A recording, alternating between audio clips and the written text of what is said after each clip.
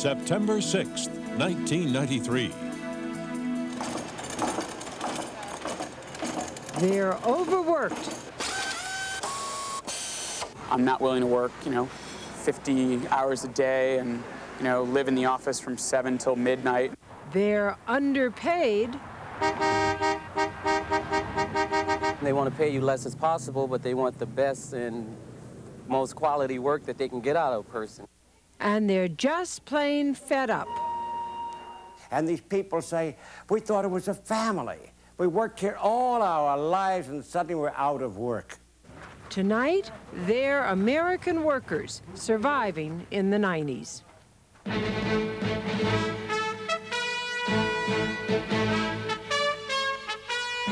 This is ABC News Nightline. Substituting for Ted Koppelin, reporting from Washington, Cokie Roberts. Labor Day. It marks the official end of summer, back to school, back to work. For many of us, it's back to work after very little, if any, time off to jobs that can't be counted on.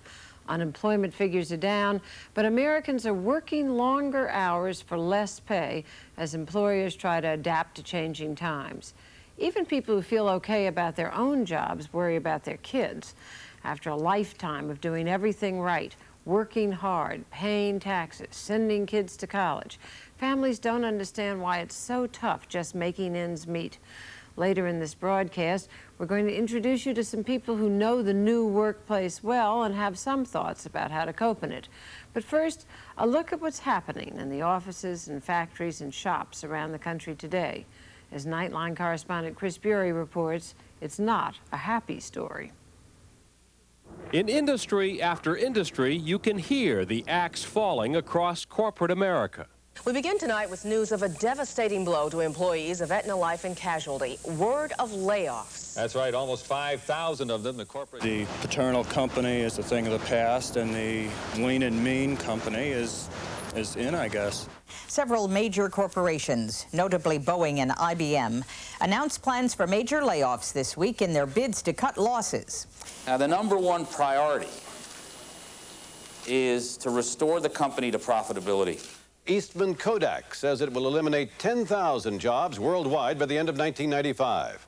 By now, the downsizing bulletins have become routine, a daily drumbeat of distress for the nation's workers. And as a result, according to a comprehensive new survey of attitudes on work, Americans, though still working hard, appear to be losing their loyalty to the mother company. Only about 1 out of 4 workers are strongly committed to helping their companies succeed, but almost all workers are very willing to go that extra mile to do their own jobs well. But they also feel overworked. 80% said their jobs required them to work very hard. 65% said they had to work very fast. And 42% often felt used up by the end of the workday. My average day is about 14 hours. I leave at 5:30, get home at 7 or 7:30. And if I have anything left, then I give it to the family, but sometimes there's not a lot left to give. You feel burnt out, especially after working 36 hours. You definitely are burnt out of the job. Today, of course, most Americans had the holiday off, and they'd like a lot more time off. Just as many men as women say they would sacrifice promotions to get it. But many are afraid to even ask for more time, and almost 1 in 5 fear for their jobs, period. I'd be afraid to ask for more time off because they would think that I didn't need the money or that I didn't want the job, and that they could find somebody else that would want to spend more time there and put more hours in it. What people say they want from a job, even more than money, is a better work environment, flexible schedules, and understanding bosses. What I'm looking for in my job is to have fun with the people I work with, feel like I accomplished something, and have enough free time when I'm not working to enjoy it. Perhaps no company better illustrates the changes underway in the workplace than IBM. Once the gold standard for loyalty as a two-way street. If you worked hard, you would move up, get regular raises, and retire with full pension. One of the reasons I came up here was when I came for my interview, they offered me, said, well, we have no layoffs, so you have permanent employment. You know you're going to be guaranteed of that. Now, of course, the guarantee is gone. IBM is in the middle of a massive restructuring that will cost 85,000 jobs this year alone. Whatever happened to that mutual loyalty? It's changing times. We have to go with what happens in the world. and nothing is forever. It's unfortunate. It's been a good company, but we have to change. And the biggest change afoot in the workforce now is the move from permanent to part-time and temporary jobs. More than 1 in 4 Americans now work for only a few hours a day or a few weeks at a time. It is the age of the disposable worker. The largest private employer in America is no longer General Motors. It is Manpower, Inc., How's the assignment going? the world's largest temporary help service. Its chairman compares Manpower to an automatic cash machine for corporations. They can have exactly the people they need when business goes up sharply for whatever the reason, and when it comes down, we take them back and send them someplace else. So it does give companies the ability to control or to have flexible the cost of labor, or at least a portion of that cost of labor. It also allows employers to cut costs in many cases by reducing or eliminating vacation, health, and pension benefits. And temporaries are often paid less for the same job than full-time workers. It is an horrendous development. Studs Terkel is a Chicago author who writes about working men and women. When you're a temporary employee, you have no benefits that accrue as a result of the years you've put in. You have no health benefits. You have no pension possibilities whatsoever. You are there as a nomad. You're used and then disposed of. But the trend to temporaries may be permanent. An astonishingly large number of people in the world are just not needed to make the goods or to provide the services that the rest of us can afford to buy. And that's a historic change.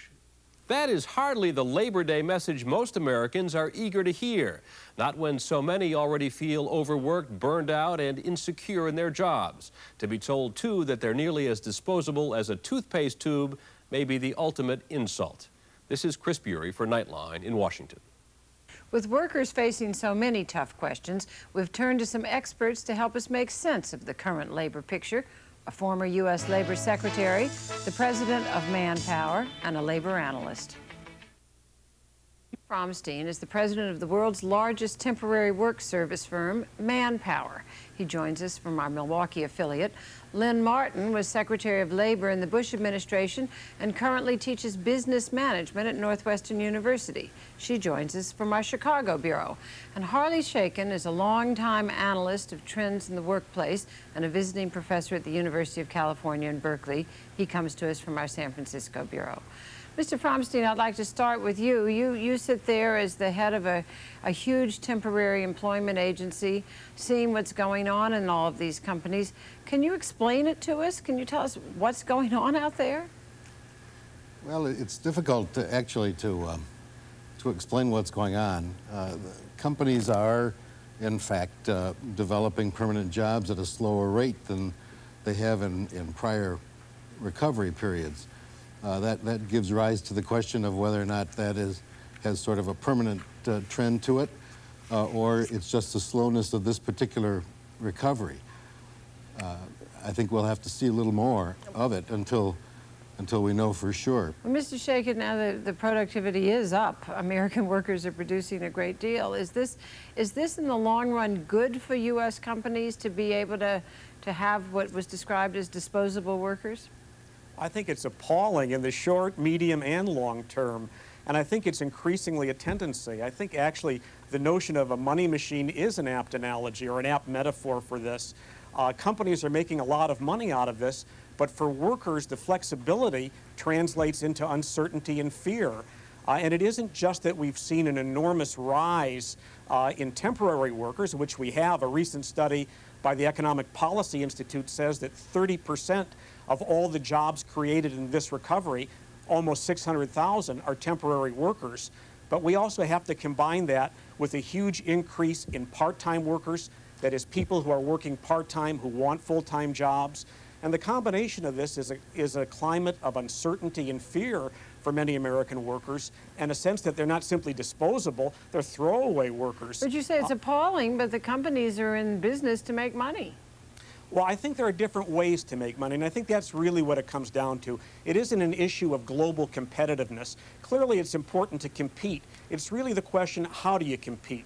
Do you compete with workers involved, or do you compete at the expense of the workforce? So it isn't an issue as to whether we compete or not. It's the basis on which we compete. And I would argue that if you treat workers as throwaways, you will get throwaway loyalty in return, and the net result of that in the long term won't be higher productivity. It will be fear translating into people trying to hang on to their jobs, not trying to make the firm more competitive. Secretary Martin, you looked at this from the perspective of the government. What is your view of this? Is there a government role in all of this? Of course there is, and I think we better clear some things up first because some of the stuff just isn't so, and others is a reality that American workers are beginning to face, and so are companies. The two are combined, first of all. I mean, the old-fashioned idea of class warfare will put the company versus the worker was good reading. It was great movies, but it doesn't have much to do with the new century or even this decade. One of the things we found out, and we should lay that groundwork, is that American businesses and American workers started going on different paths than ever before. My kids and yours aren't just going to have one job, and it isn't because of the company. They're going to choose probably 4 different careers. That's a phenomenal change from the time when our fathers, and it was generally just our fathers, got the gold watch at retirement. So American workers, first of all, are starting to look not for security in the company or the union, because they know it's not there anymore, or their government, but in themselves. That's why the push to have pensions that move to with people. That's why the push, I believe, for changing health care values. But American companies, too, are finding out, the good ones, that if they can keep workers longer, they get higher productivity. So you have 2 things happening at the same time. One, more American companies are having people work longer, are going to overtime rather than hire a new person because of the expense of a new person. That's a reality that I think is a problem. Is that an expense tied to benefits? Sure. So that in some ways, that if you had a health care plan not tied, if everybody just walked in with their own health care, that wouldn't be the same problem for businesses. Well, right away, you should know this. Remember the intro to the program when they talked about 2,000 jobs, 5,000 jobs? That's news. What's really happening in America is very low job production, but all the job production is coming in small businesses. You aren't going to get headlines when someone only hires one person, and that's what's happening. 2,000 companies are hiring one person. Another 1,000 are deciding that they're going to use Manpower or Kelly or another temporary service because they're concerned, sometimes on a human level about firing a person, sometimes on benefit costs, sometimes for flexibility. It isn't a case of just fighting what's happening. It's understanding it so we can make it safer and more secure for the men and women who are working. And I've got to add this, we have a bigger workforce. It isn't just males, it's females, it's minorities, and that's good for America. Well, we'll take a look at, you can take issue with that, and we will also take a look at how to cope with this, what suggestions you have for the people who are in the workforce today when we come back in a moment.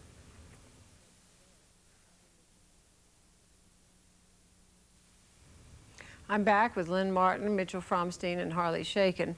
Mr. Fromstein, we just heard Secretary Martin talking about the workplace of the future, people having 4 and 5 and 6 jobs. That's something that President Clinton has talked about a lot, too.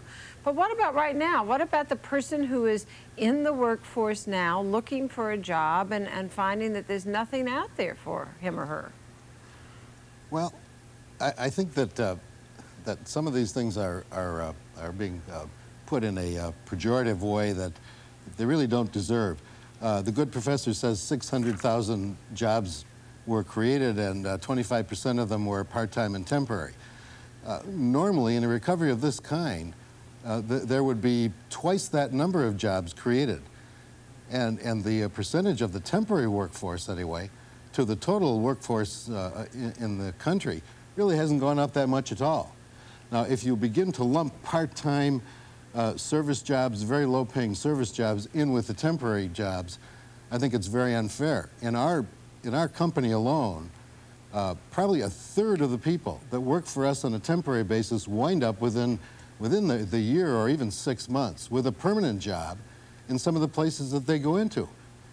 So temporary work today is really a transition kind of thing that leads to permanent jobs, and you don't read about that anywhere. Mr. Shakin, I told you that you would have your opportunity here to take issue with what Lynn Martin was saying. Well, the numbers, I think, are indisputable and unmistakable at this point. It's one thing to talk about having 3 or 4 careers in a lifetime, which is important, and another thing to talk about 3 or 4 careers next month or next week, which is what temporary work is all about. The numbers for this recovery from March of '91 through July of '93 indicate that a total of 1.9 million jobs were created, out of which about 28%, almost 30%, were temporary jobs. Now that is creating more temporary workers in this recovery than the combined hourly employment of Ford, General Motors, and Chrysler. It is a huge increase and very atypical compared to what we've seen in the past. No, that's not true. These are Bureau of Labor Statistics numbers, but it isn't just the temporary workers where we've seen this enormous raise. It is combined with a huge upsurge in involuntary part-time workers. We now, according to the Bureau of Labor Statistics, have 6.5 million people working part-time who want full-time jobs. I see every year many students leave the university and go into the workforce. I've yet to meet someone who says what I'm really looking for is a temporary job. They want full-time jobs. They want careers. What they're winding up with is temporary and part-time. You're shaking your head there. Yeah. Professor, I'd like to introduce you to about 150 to 200,000 of them. These are people who have families at home, who are looking for flexibility in a working life. Now, I won't argue with you that at this point in the economic recovery, that there are more people looking for permanent jobs than looking for the flexible jobs. And I won't defend the part-time workers because our company, anyway, isn't involved in that. But I will tell you that in 1983 recovery and the 1976 recovery of the last 2 recessions, the same or greater increase in the use of temporary workers was present as is there right now. It's just that the permanent jobs aren't being created as the foundation to support that. And that's what there should be and is agreement on. That there is a real difference in the past recoveries and current recoveries. In the 1980s, you had a net creation of 19 million new jobs. We've slowed that enormously. I don't care what political party you are, we should all be concerned that the government does not do things to stop job formation. The biggest difference is in the 60s, 70s, and yes, even into the 80s because of huge defense spending. Those jobs tended to come from big businesses. Now virtually every new job is coming from a small business, big corporation, big manufacturing has been a net loser of jobs over the last decade. So that means the government, the way it used to act, you know, we'll sort of kind of tax big, spend big, is not going to work out, and we have to be, we owe the American working men and women a clearer vision of the future instead of just talking about what it should have been in 1940. Let me ask you this, Mr. Fromstein, as somebody who sends these workers out. Do you hear from the companies, gee, I'd really love to hire this person, but I just can't afford the health care benefits? I mean, are there ways that that you see from your vantage point that permanent jobs could be created for them? No, I really don't think that that either the health care or the general picture of benefits is a determining factor. What we hear more than anything is that companies can't afford to have workers there waiting for peak periods or special projects to come up, and what they're trying to do is to match the workforce to the work needs in a more precise way, so that they don't have the cost of underutilized people.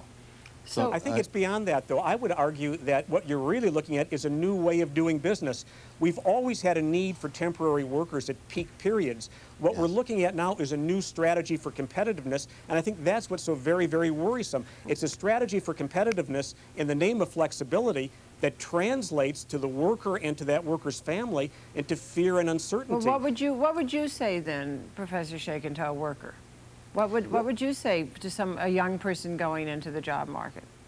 Well, I would say certainly to a young person going into the job market that it's going to be tough out there, but I think we have to look at this as a society for a range of programs that begin to ensure the creation of high-wage, high-skilled jobs. It's not something that saying something to someone graduating from high school or college alone will do the trick. Certainly education and training is important, but we have to look at a broader mechanism to create employment and to create not part-time or not temporary jobs, but long-term career path jobs. As nice as that sounds, the thought of government being the determination of creating jobs, you know, countries and companies and whole political systems that have tried that have found that that's a disaster. Well, I didn't say government creating jobs. Well, I don't know what creating the rules of the game. Super professors or something. This is not, we can't do that. Not going to be solved tonight before we're out of time. I'd like to make one.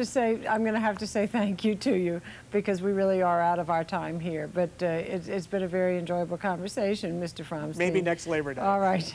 Harley Shaken and Lynn Martin, thank you very much. It was a pleasure. I'll be back in a moment. Later tonight on World News Now, a convention devoted to the latest inventions, innovations, which are sure to impress you. That's later tonight on this ABC station. And that's our report for tonight. I'm Cokie Roberts in Washington. For all of us here at ABC News, good night. If you wish a videocassette version of Nightline, the cost is $14.98, plus $3.95 shipping and handling. If you wish a printed transcript of this or any Nightline broadcast, please send $5 to Journal Graphics, 1535 Grant Street, Denver, Colorado, 80203, or call 303-831-9000.